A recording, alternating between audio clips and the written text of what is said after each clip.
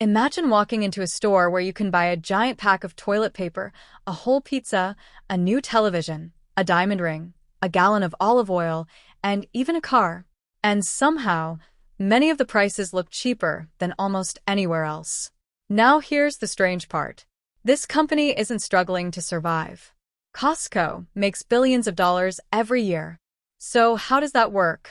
How can a company constantly advertise low prices, give customers massive discounts, pay hundreds of thousands of employees, operate giant warehouses, and still generate billions? The answer isn't simply that Costco sells more products. The real secret is a business model that is almost the opposite of traditional retail. Costco doesn't want you to buy one thing. It wants you to become a member. And once you understand that membership model, Costco's entire strategy starts to make sense. Walk into a typical American supermarket. You'll probably see bright signs, beautiful displays, dozens of brands, endless product choices, and carefully designed aisles meant to encourage you to spend more. Now walk into Costco. The experience is different. The buildings look more like warehouses than traditional stores. Products can be stacked on pallets. The shelves can look industrial. There aren't always dozens of competing brands. And the selection is surprisingly limited. That isn't an accident. It's one of Costco's biggest advantages. Costco deliberately sells fewer products than many traditional retailers. Instead of giving customers 10 different versions of the same item, Costco may choose only one or two. That creates enormous purchasing power. If Costco knows it can sell millions of units of a particular product, it can negotiate aggressively with suppliers. And that leads to a simple equation. More volume, stronger bargaining power, lower prices. But Costco's strategy goes even deeper. Because Costco isn't primarily trying to make huge profits from the products sitting on its shelves. Its real engine is somewhere else. Think about the last time you paid for Costco membership. You didn't walk out with a television. You didn't buy a refrigerator. You simply paid Costco for the right to shop there. That's incredibly important. Because membership fees create a completely different business model. A traditional retailer generally makes money when you buy something. Costco makes money when you join, renew, and then keep shopping. The membership fee becomes a powerful source of high-margin revenue. And Costco has millions of members. That creates something extremely valuable. Predictable cash flow. Imagine if a company knew that millions of customers were going to pay it every year before buying a single product. That company could afford to operate differently. And that's exactly what Costco does. The company can keep merchandise prices remarkably low because membership revenue helps support the overall economics of the business. This creates a fascinating cycle. Low prices attract customers. Customers become members. Members shop more frequently. More shopping creates massive sales volume. Massive volume gives Costco negotiating power. And lower prices make customers want to renew their memberships. The cycle feeds itself. There's another secret behind Costco's prices. Costco has historically operated with a relatively low markup on merchandise compared with many traditional retailers. That means Costco isn't trying to make an enormous profit on every individual product. Imagine two stores selling the same television. Store A buys it for $500 and sells it for $700. Store B buys it for $500 and sells it for $550. At first glance, Store A looks like the better business. But what if Store B sells dramatically more televisions? That's Costco's philosophy. Instead of asking, how much profit can we make from this product? Costco's model asks, how much volume can we generate if we keep the price extremely attractive? That difference is enormous. Costco wants customers to feel like they're getting a deal. Because if customers believe the price is genuinely low, they have a reason to keep coming back. And once they're inside the warehouse, Costco has another weapon. You walk into Costco for milk, maybe some eggs, perhaps toilet paper. You have a list. Then you see something unexpected. A giant television, a stack of steaks, a new jacket, a kitchen appliance, a huge box of snacks, and suddenly your $30 shopping trip becomes $200. This is sometimes called the treasure hunt effect. Costco doesn't necessarily show customers the exact same experience every visit. Instead, products can change. Special deals appear. Seasonal products arrive. And customers know that if they see something interesting today, it might not be there next week. That creates urgency. You don't want to miss the deal, so you buy it. And there's another important psychological trick. The warehouse itself reinforces the feeling that you're getting a bargain. Products sitting on pallets. Huge quantities. Minimal decoration.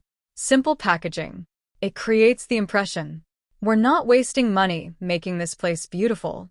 We're passing the savings to you. Whether customers consciously think about it or not, the environment reinforces Costco's value proposition. Here's another reason Costco can keep prices low. Bulk. Costco doesn't just sell a bottle of ketchup. It might sell a giant bottle. It doesn't just sell a small package of paper towels. It sells massive quantities. That creates efficiency. Imagine shipping one small package to a store. Now, imagine shipping a large pallet of products. The second option can dramatically reduce handling and distribution costs per unit. Costco also doesn't need to spend as much money individually displaying every product. Products can arrive in large quantities and remain in their shipping packaging or on pallets. Fewer touches. Less handling. Less labor. Less packaging. Lower operating costs. And those savings can help Costco keep prices competitive. This is one of the most important ideas behind the entire company. Costco isn't just selling cheap products. It's building a system designed to make selling those products cheaper. Then there's Kirkland. If you've ever shopped at Costco, you've probably seen the name everywhere. Kirkland Signature.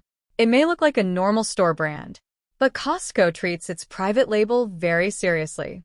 Private label products can give retailers greater control over pricing, product specifications, and margins. Instead of simply selling another company's famous brand, Costco can create products under its own brand. And here's where things get interesting. Kirkland isn't designed to feel like a cheap alternative. It's designed to compete with major brands. Customers often see a Kirkland product and think, why should I pay more for the name brand? That can create a powerful combination. High perceived quality, lower price, and stronger economics for Costco. So Costco isn't simply negotiating with brands. In many categories, it's also competing with them. Now we get to one of the most famous examples of Costco's pricing philosophy. The Costco food court hot dog and soda combination. For decades, Costco has become famous for keeping the combo at around $1.50. Think about that. Food prices rise. Labor costs rise. Transportation costs rise. Inflation happens. Yet Costco has fiercely protected the reputation of its famous hot dog deal. Why?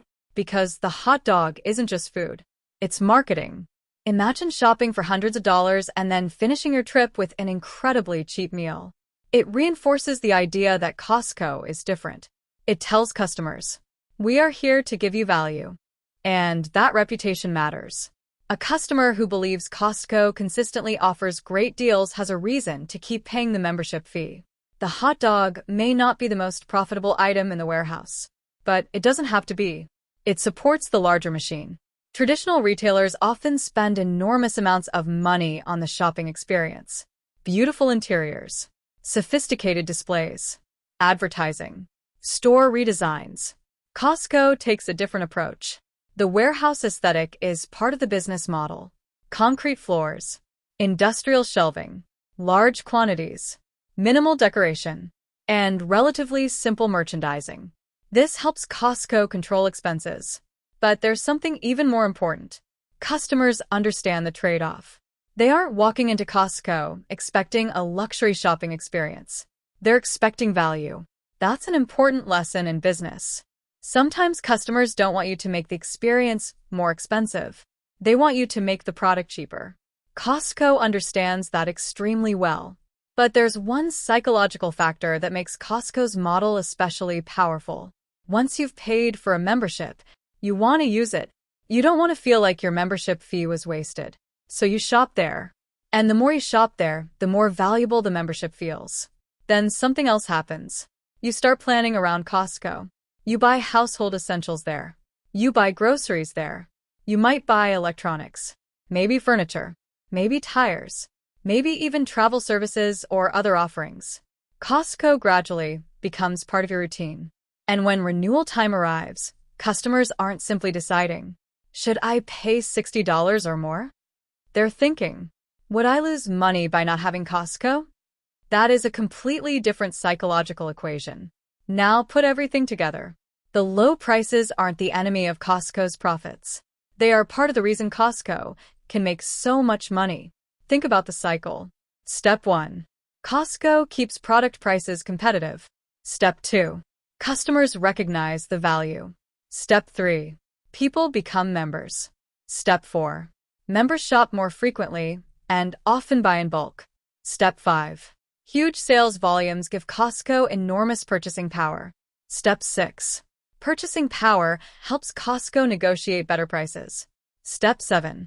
Those savings allow Costco to keep prices attractive. And then, the cycle starts again. Meanwhile, membership fees provide a high-margin revenue stream that supports the business. This is why Costco doesn't necessarily need to squeeze huge profits from every product.